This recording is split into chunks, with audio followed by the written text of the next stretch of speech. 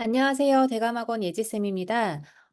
지난주에 편곡 기말고사가 마무리됐고, 영어 시험도 잘 끝마쳤는데, 일단 시험 보느라 너무너무 고생 많았고요. 우리가 이제 시험이 끝났다고 해서 마냥 놀 게 아니라, 시험이 어떤 식으로 출제가 되었는지를 잘 알고, 그리고 나는 왜 틀렸는지에 대한 분석이 되어야지만, 우리 다음 시험도 또 잘 볼 수 있을 거잖아요. 그래서 오늘은 그런 시간을 한번 가져보도록 할게요. 일단 편곡 1학년 시험 범위는 올림포스 학평 기출문제로 구성되어 있는 문제집 한 권이었고요. 11강에서 16강까지가 범위였어요. 그러니까 범위 자체 수는 굉장히 적어 보이지만 한 강당 지문 수가 굉장히 많았기 때문에 총 90개 정도에 해당하는 지문이 전체 범위였죠. 그중에 객관식이 20문항, 논술형이 6문항으로 총 26문제가 출제가 되었습니다. 한번 총평을 한번 해볼게요. 문제에 대한 난이도는 무난했어요.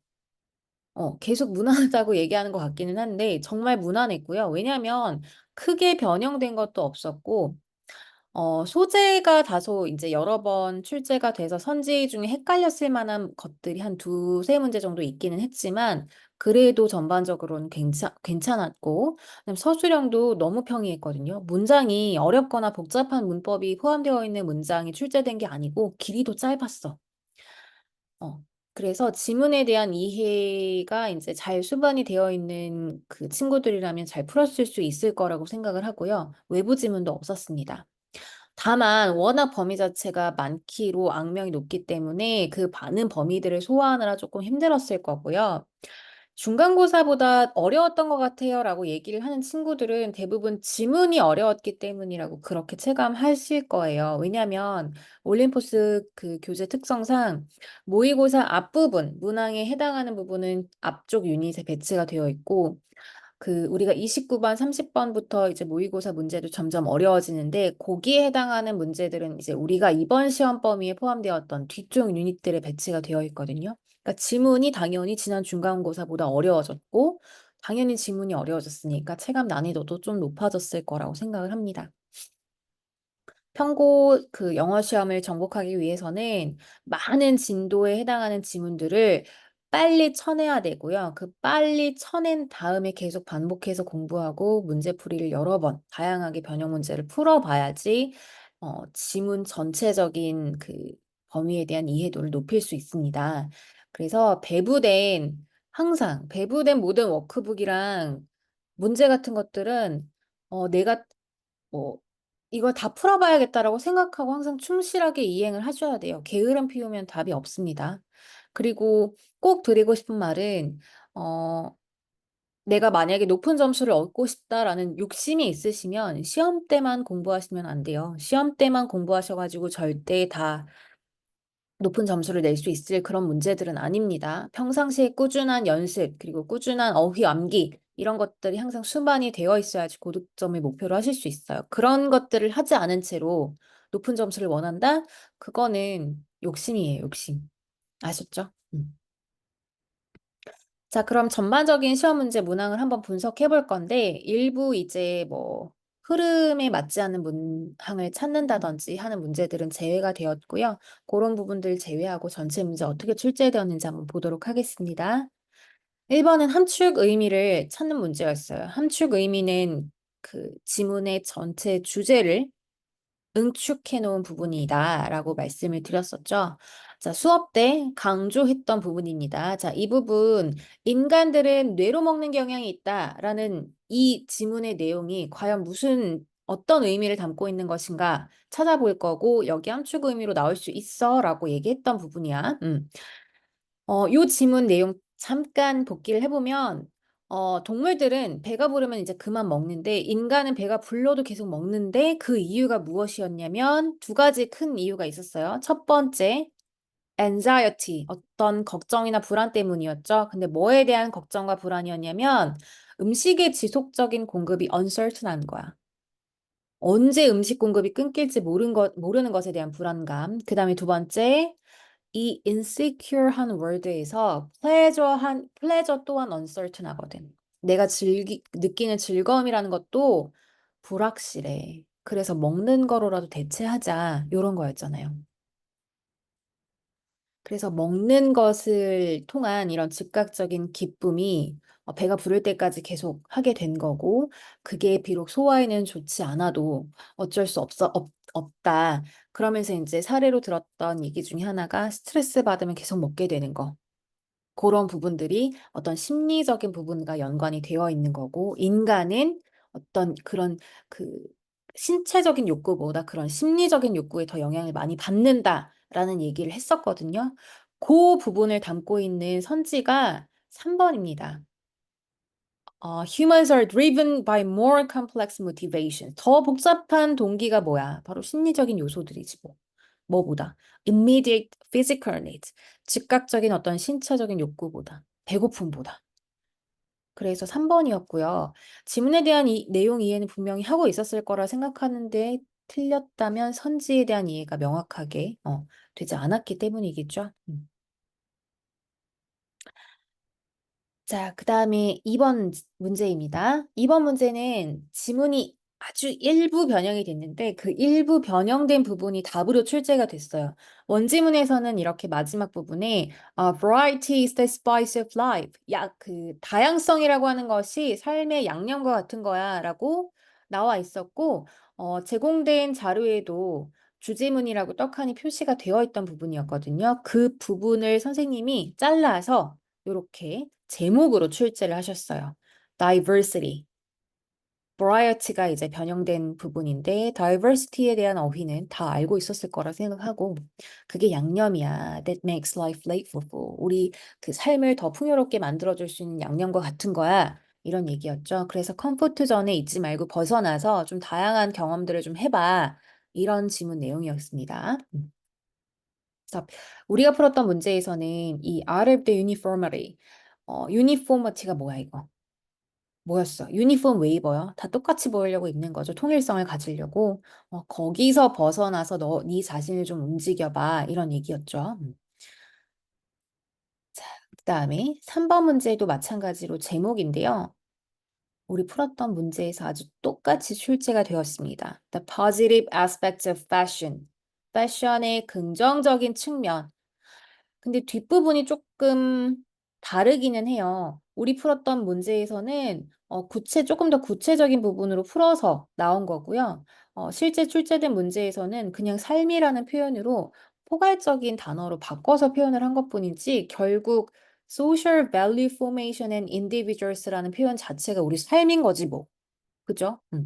우리 삶에서 이 패션이 어떤 긍정적인 측면을 가지고 있는지에 대한 지문이었기 때문에 잘 풀 수 있었을 거예요. 자, 3번 그 선지를 한번 볼게요. 자, fashion이라는 게 a means of developing creativity.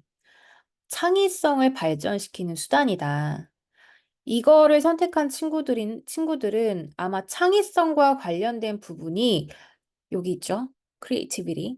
나오기는 했어. 근데 이거는 패션을 통해서 우리가 크리에이티비티를 디스플레이 할 수 있다라는 아주 일부분에 관한 내용이에요. 이거 제목이나 주제는 항상 포괄적이어야 된다고 했잖아. 지엽적이면 안 되고 어떤 한 부분만 담고 있으면 안 돼요.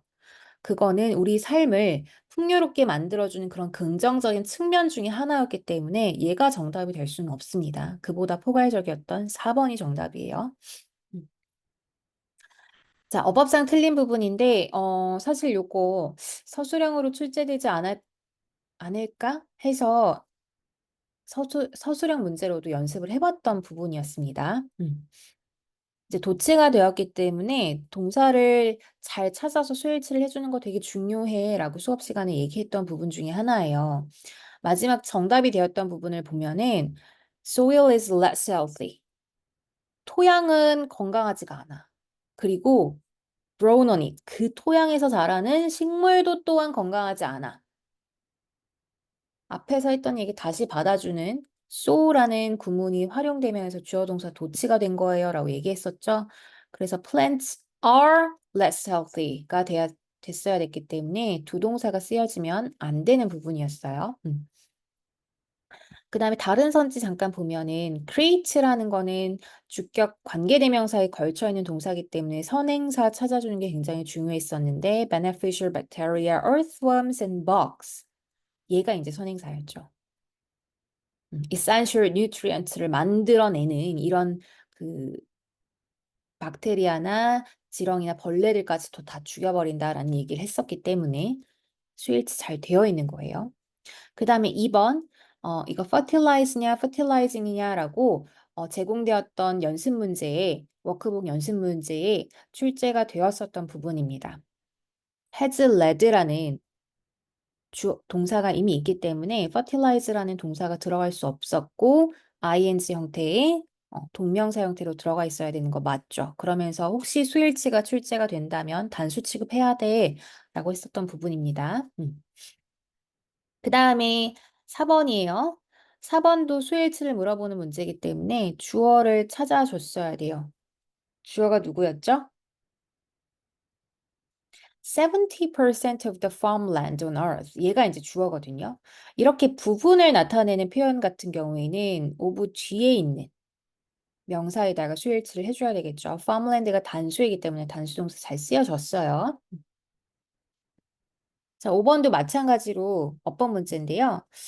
어, 어법 문제가 좀 쉽게 출제가 된 편이기는 해요. 자, 1번은 particularly stressful, stressful이라는 형용사 꾸며줘야 되기 때문에 부사 잘 들어갔고요. 2번에 is taken away는 수일치가 맞는지 그리고 지금 수동의 형태로 쓰여졌기 때문에 수동이 맞는지를 확인을 해주셨어야 되는 거죠. 자, 일단 주어가 누구냐면 all이에요. 이 that is familiar에 의해 수식을 받고 있는 all이 주어인데 주격 관계대명사 수식받고 있단 말이야. 주격 관계대명사 안에 쓰여져 있는 동사도 단수동사니까 단수동사 맞지. 거기다가 익숙한 모든 것들이 is taken away, 사라집니다 라는 의미로 쓰여졌었고요. 수동 맞습니다. 그 다음에 의미상이 주어 앞에 있고 가주어, 진주어에서 진주어, 투부정사 쓰여진 구문이었고요. 자, 정답이 됐던 focus on이 이제 어떤 부분 때문에 정답인지를 한번 확인해 볼 건데 앞에 and 있거든요. 밑줄 쳐져 있는 단어 앞에 and, but, or 이처럼 그 등위 접속사 쓰이면 병렬 구조 잘 되어 있는지 확인해야 된다 했잖아. 병렬 구조 누구랑 되어 있는지를 확인해야 되는데 between A and B죠.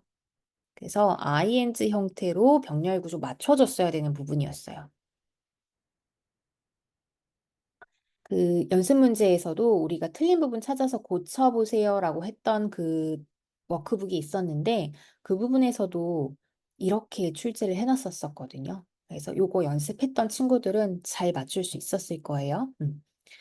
그다음에 어휘 문제입니다. 어휘 문제 변형된 문제인데요. 어휘가 바뀌었어. 정답이 되어 있던 부분에서 어휘가 바뀌었고요. 지금 이게 그 전염병이 있음에도 불구하고 이 도시라는 것은 resilient, incredibly resilient, 굉장히 놀라운 회복력을 가지고 있기 때문에 not only survived, 그 전염병이 도는 상황에서 생존했을 뿐만 아니라 오히려 but advanced, 더 발전하기까지 했습니다. 라는 내용이었거든요.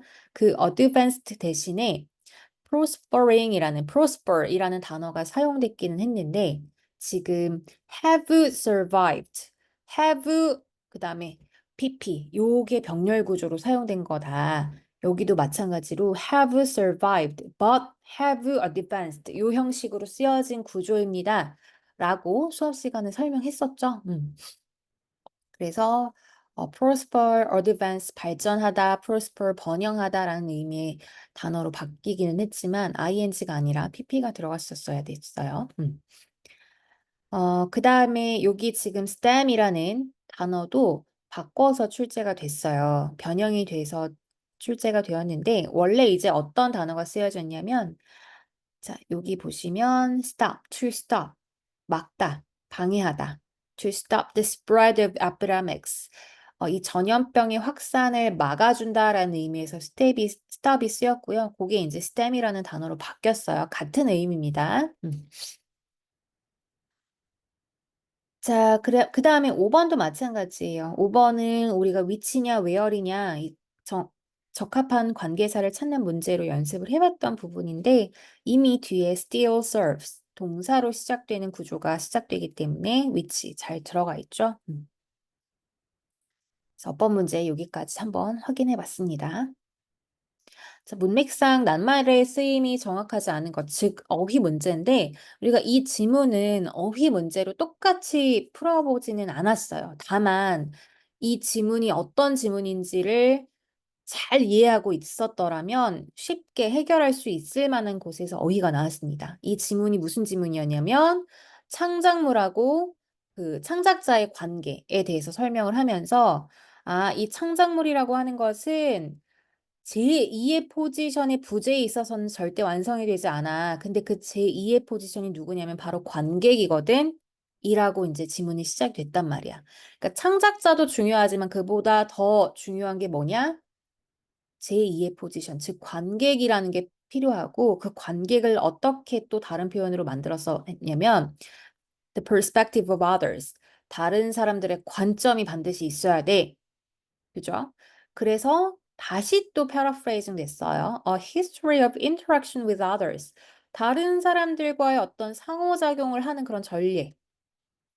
그것이 없으면 안 되지. 왜냐하면 이 지문 자체가 그 다른 사람들과의 상호작용, 외부의 관점에 대해서 중요하다고 서술하는 글이니까.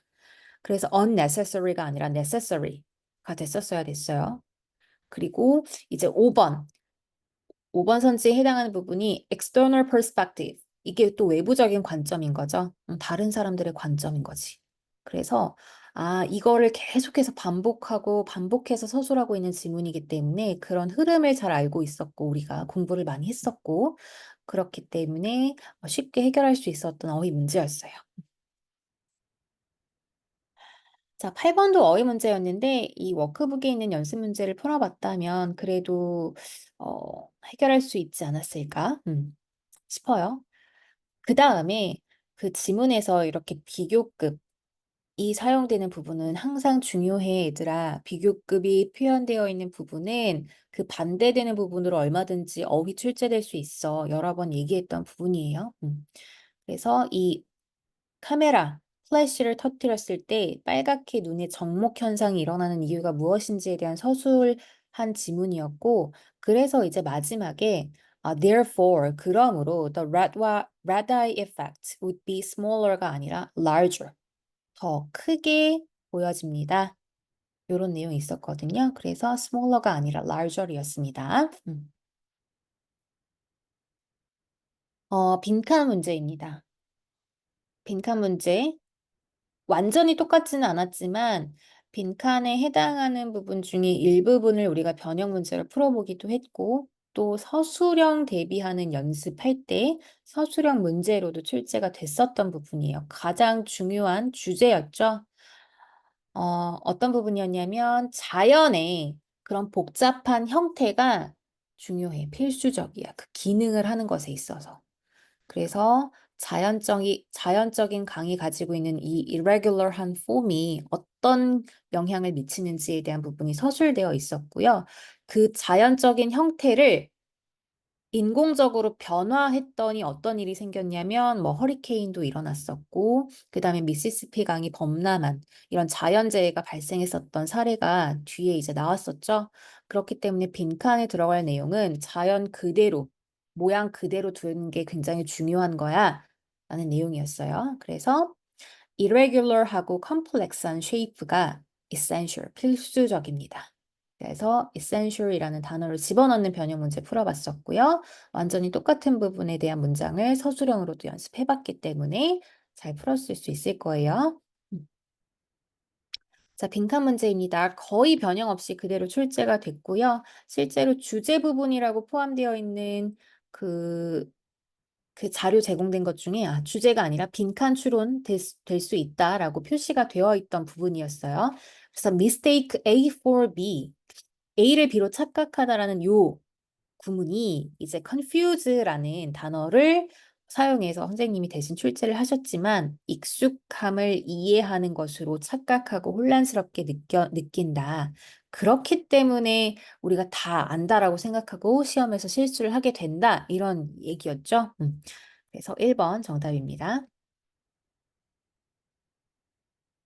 11번은요, 이제 빈칸 문제를 출제하는 부분이 주제문을 가지고 출제하는 경우가 많지만 또 지문의 다른 부분에서 표현되었던 걸 또 다른 표현으로 바꾼 부분에다가 빈칸을 뚫어 놓는다라고 얘기했던 적이 있었죠. 바로 11번과 같은 문제 유형이 그런 부분인 것 같아요.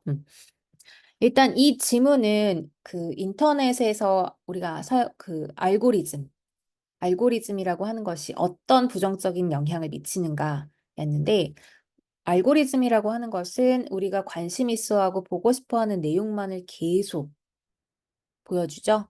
그러니까 결국엔 우리가 더 거기에 매몰되기 쉽다는 내용이었어. 다른 관점을 받아들이기가 어렵고.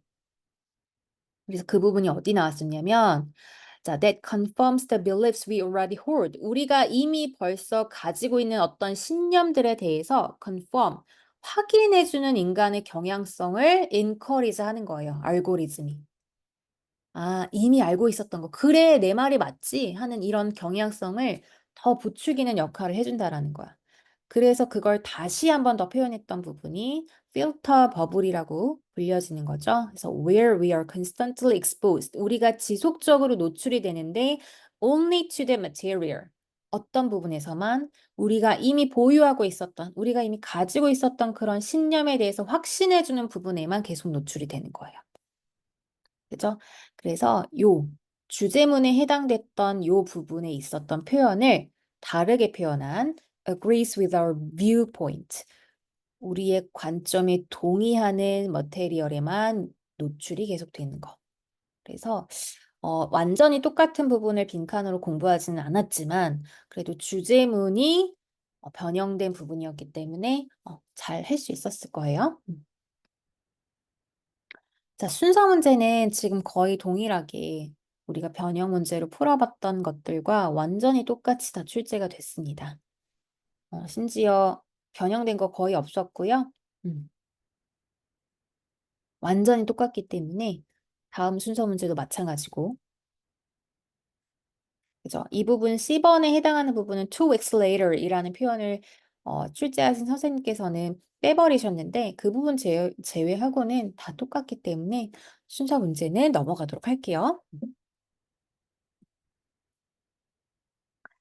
자, 삽입 문제입니다. 삽입 문제는 우리가 풀었던 부분하고는 약간 비껴나가서 출제가 됐어요. 그래서 조금 아쉽기는 한데, 그래도 이제 바로 전후 문장에서 이제 서로 출제가 됐었거든요.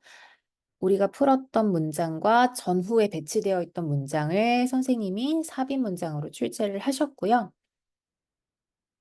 자, 인간이 이제 편향된 시각을 갖게 되는 그런 이유에 대해서 서술한 글이었습니다. 그래서 생존과 관련이 있었죠. You have to make very fast assumptions about whether that animal is safe or not. 그 동물이 안전한지 아닌지에 관해서 빠른 가정을 해야 돼. Based solely on its appearance. 그런 외형에만 의존을 해서, 외형에만 근거를 해서. 음. 그래서 그 다음에 the same is true of other humans. 다른 인간들에 대한 부분도 같은 부분이 적용이 되는 겁니다. 같은 부분이 사실이에요. 라고 했던 부분이 이어졌었는데 그거를 우리가 삽입하는 문제를 봤었고요. 그래서 지문이 어떤 순서로 흐르는지에 대한 그 공부는 했기 때문에 다른 부분이지만 잘 해결할 수 있었을 거예요. 그 다음에 18번 문제는 이제 수업 시간에 이 이시 가리키는 부분이 누구냐 도대체. 그 대명사가 가리키는 게 누구냐라고 하는 부분을 수업 시간마다 강조해서 설명을 했던 부분이고 변형 문제를 똑같이 풀어보지는 않았지만 수업 시간에 강조했었어요. 여기서 이시 가리키는 거. 바로 앞에 나왔던 컴퍼니였죠. 95%. 그러니까 제안의 그런 95%를 다 거절했어. 우리 도시에 취항해 주세요라고 항공사한테 막 제안을 했었는데 그 항공사가 대부분 다 거절을 했었죠. 어. 근데 그 거절한 것은 tremendous growth, 엄청난 성장을 거절하는 거나 마찬가지였지만 회사 자체적으로 상한선을 두고 있었기 때문에 그렇지만 결국 꾸준히 자신들의 페이스대로 더 큰 성공을 이루게 되었다라는 지문의 내용이었고요. 이 회사를 가리키는 내용이라는 걸 이 회사를 가리키는 내용이라는 걸 알았다면 잘 삽입할 수 있었습니다. 19번도 마찬가지예요. also가 포인트였어요. also라는 것은 또한이기 때문에 앞에서 한번 언급된 내용과 같은 결의 내용을 다시 한번 언급할 때 또한이라는 부분을 사용했었죠. 그리고 수업 시간에 이 for example이라는 연결사에 대해서 설명을 하면서 이게 어떤 사례에 대한 걸 보여주는 예시냐라고 얘기했었죠. 그게 village dweller들이 also learn to work. 또한 배웠는데 어떤 걸 배웠냐면 어, 그 work together 같이 일하는 것. 근데 to do task faster 그 과업이라는 거를 더 빠르게 할 수 있도록 같이 일하는 것에 대해서 배웠다. 그러면서 이제 공동체 생활에 주는 장점 중에 두 번째 장점이었어요. 그래서 그 사례 전 부분인 4번의 문장을 잘 넣었으면 됐죠. 자, 요약 문제입니다. 음, 이거 이제 literary works, 문학 작품이라고 하는 것이 어떤 특징을 가지고 있는지에 대한 서술한 부분이었어요. 제일 중요한 게 뭐였죠? 기억할지 모르겠네. 자, 문학 작품이라고 하는 것은 suggest. 여기서 suggest가 제안하다라는 의미로 쓰인 게 아니라고 얘기했었잖아. 시사하거나 암시하다라는 내용이었죠. 암시하다, 뭐 하기보단 rather than explain. 이렇게 풀어서 친절하게 설명해 주기보다는. 즉, they imply. 그들은 또 암시하는 거죠. rather than state. 진술하다 하기보다는. 아, 그래서 suggest하고 imply를 하는 게 문학 작품의 가장 큰 특징이구나.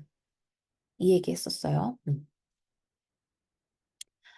물론 문학 작품이라고 해서 이렇게 직접적으로 서술한 부분이 없는 건 아니야. 많은 부분을 담고 있을 수는 있지만 but whatever the proportion of works showing to telling 그런 부분이 있던지 없던지 간에 중요한 건 뭐야? There is always something for readers to interpret. 독자로 하여금 해석할 수 있도록 만드는 부분이 항상 존재해. 독자가 해석하는 게 뭐야? 문학 작품이 암시하고 있는 것들을 찾아서 우리가 해석을 하는 거잖아요. 그쵸? 이 내용이 제일 중요하다고 했잖아. 그래서 그 부분을 이렇게 요약문으로 만드셨어요. 자, literary works라는 것은 interpretation이 해석이죠. By using suggestion and implication. suggestion, implication 다 암시야. 이런 암시법들을 활용함으로써 해석을 어떻게 하는 거야? 해석을 하게끔 만드는 거죠. 해석을 요구하는 거지, 그치? 근데 뭐 하면서? 독자들로 하여금 그 텍스트, 지문의 의미를 찾아내게 만드는 거죠. 무슨 말인지 알겠지? 그래서 이 요약문에 대한 해석을 일단 가장 먼저 해주시는 게 관건이었어요.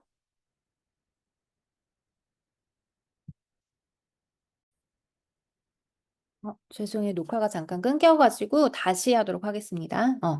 이 그 지문에 대한 요약문을 제대로 해석하는 것이 중요했고, 거기서 이제 올바른 단어를 찾아냈어야 되는 건데, 자, 일단 A번에 있는 단어들을 보면, 이 literary works가 interpretation, 해석이라고 하는 것들을 요구하는 거죠. 그쵸? 필요로 하는 거야. 근데 resist는 무슨 뜻이야?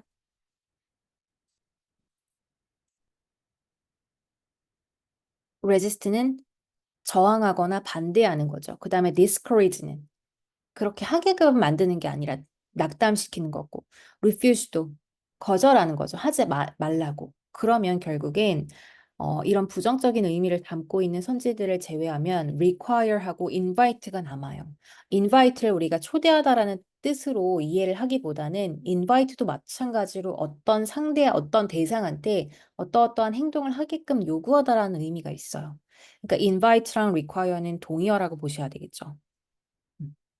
자, 그 다음에 B번 선지로 가볼 건데, B번 선지는 독자들로 하여금 그 지문의 의미를 어떻게 하는 거야? 뭐 이해하거나 찾아내게 하거나 이런 의미들이 들어가야 되는 거죠. deny라는 단어는 안 하도록 하는 거잖아. 부인하는 거. 그렇기 때문에 A번, 1번이 정답이었고요. 이 derive라는 단어는요, 어떤 걸 유발하다라는 의미가 있어요. 끌어내다, 이끌어내다. 그래서, 해석을 요구하고 지문에 대한 이해를 이끌어내는구나. 독자로 하여금 그렇게 하도록 만드는구나.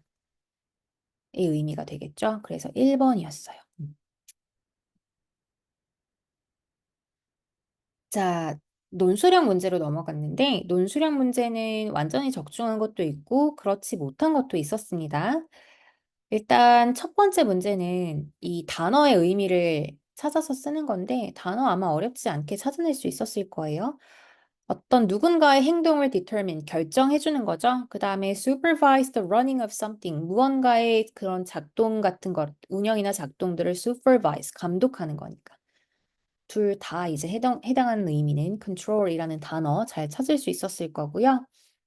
자, 빈칸에 들어간 내용은 이게 지금 기계가 인간을 지배하는 것에 관한 내용이었잖아. 우리의 판단이라든지 사고하는 부분까지 기계, 로봇이 다 뺏어가는 거.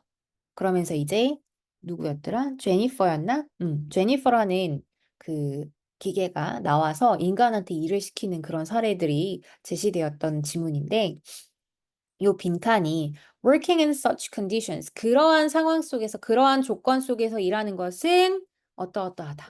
그러한 조건이라는 게 뭐였는데 이 제니퍼에 의해서 통제당하는 그런 상황들이 있어. 지시받고. 그렇죠?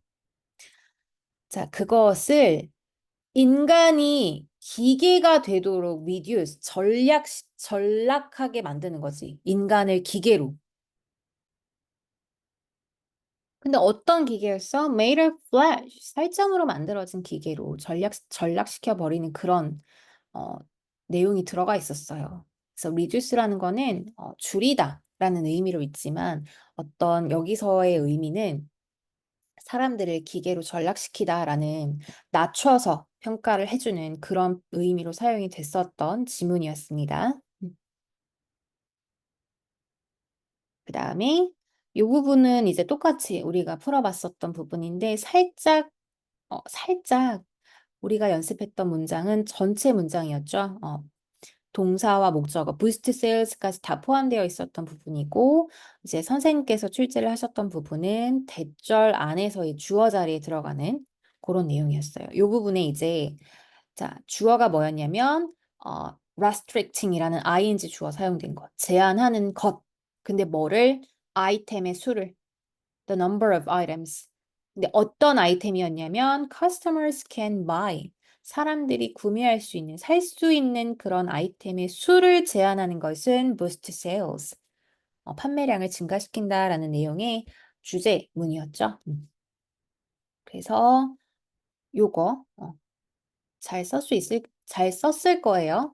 이 부분은 이제 관계대명사 생략된 부분이었어요. 명사 다음에 주어 동사 나오니까. 그 다음에 마지막 논술형 문제.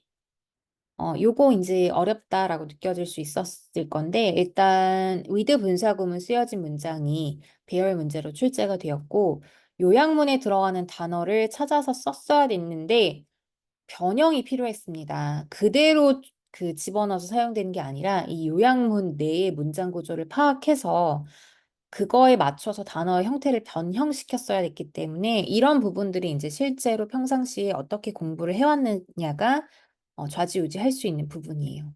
일단 첫 번째는 이게 지금 아담 스미스의 Division of Labor, 노동의 분업이라고 표현되는 그런 지문이었는데, 자, 요 A가 포함되어 있는 지문을 볼게요. This work can be divided. 그럼 이 일이 뭐였냐면 그 핀을 제조하는 과정이었거든요. 그 핀을 제조하는 과정을 한 사람이 모두 다 할 때는 하루에 20개밖에 못 만들었어. 그런데 이런 과업이라고 하는 것을 can be divided, 나누어지는 거죠. Into its separate process. 각각의 과정으로서 divided, 나눠지는 거야. 근데 어떻게 함으로써? 자, number of step members. 많은 스텝 멤버들이 each performing one task. 하나의 과업을 각각 수행하도록 하면서. 세부적인 과정으로 나누어진 거죠. 각각 개별적인 과정으로. 그래서 with를 쓴 다음에 그 주어죠. ing 하는 그 주체. 그 주체가 누구냐면 a number of staff members였어요. 많은 스태프 멤버들, 직원들. 근데 그 사람들이 뭐 하는 거야? 각각 수행하는 거기 때문에 능동의 형태로 들어가야 되는 거죠. 그래서 이렇게 이제 출제가 됐었던 거고, 자, 요약문을 한번 볼게요. 여기는 그대로 들어갔기 때문에 잘 찾아서 썼을 거야. 아담 스미스의 개념이라고 하는 것은, 근데 뭐에 대한 개념? Division of Labor죠. 노동의 분업이라고 하는 것. 근데 그거를 지금 where라는 관계부사가 설명해주고 있어요. 계속적 용법으로. 항상 관계부사 where은 물리적인 공간뿐만 아니라 추상적인 공간에 대한 개념도 받아줄 수 있다고 했잖아요. 지금 컨셉을 설명해주고 있어요. 이게 어떤 개념이냐면 workers, 일하는 사람들이, 노동자들이 in simpler task, 더 간단한 과업들, 다시 말해서 하나의 과업인 거죠. 근데 뭐 안에서 within a complex production process, 되게 복잡한 생산 과정 속에서 각각 간단한 과업으로 뭐 하는 거야? 그럼 주어가 나왔으니까 관계부사 다음에 주어 나왔으니까 동사가 들어가야 될 차례인 거죠. 동사로 바꿔서 썼어야 됐지. 뭐가 되는 거야? 각각의 그 노동자들이 specializes in one job. 하나의 일에, 하나의 과업에 전문화되는 것. 근데 수일치 맞춰줬어야 됐어요. Specialize in simpler task. 자, 그 다음에 여기는 이제 관계 부사절이었으니까 주절에서의 주어 다음에 동사가 나올 차례란 말이야. 그러니까 D번도 해당하는 어휘를 동사로 바꿔서 넣어줬었어야 돼요. Significantly, 상당히 아웃풋을 어떻게 하는 거야? 아웃풋이라는 건 지문에서는 뭘로 봐야 돼요? productivity죠. 생산성. 산출물이라는 건 결국 생산되는 제품이 많은 거잖아. 생산성을 증가시키는 거죠. 근데 주어가 컨셉이니까 수일치 맞춰줬어야 됐지. increases output as in his example of pin making. 핀을 만드는 그런 사례에서 보여지는 바와 같이 그런 생산성을 증가시킵니다. 아담 스미스의 개념이라고 하는 것은. 그래서 division, 그 다음에 specialize, 그 다음에 increases 이렇게 들어갔어야 됐네요. 그래서 지문에 대한 이해를 잘 하고 그것을 알맞은 어형으로 바꿔서 써야지만 맞출 수 있는 문제였기 때문에 좀 까다로웠다라고 느껴질 수도 있었을 것 같아요. 자, 여기까지 한번 그런 대표되는 그런 문항들을 한번 살펴봤고요. 다시 한번 강조해서 얘기하지만 항상 평상시에 꾸준히 공부하고 연습하는 것만 답입니다. 시험 기간에만 공부해서는 절대 좋은 성적을 낼 수 없어요. 아셨죠? 그럼 여기까지 하도록 하고 마치겠습니다.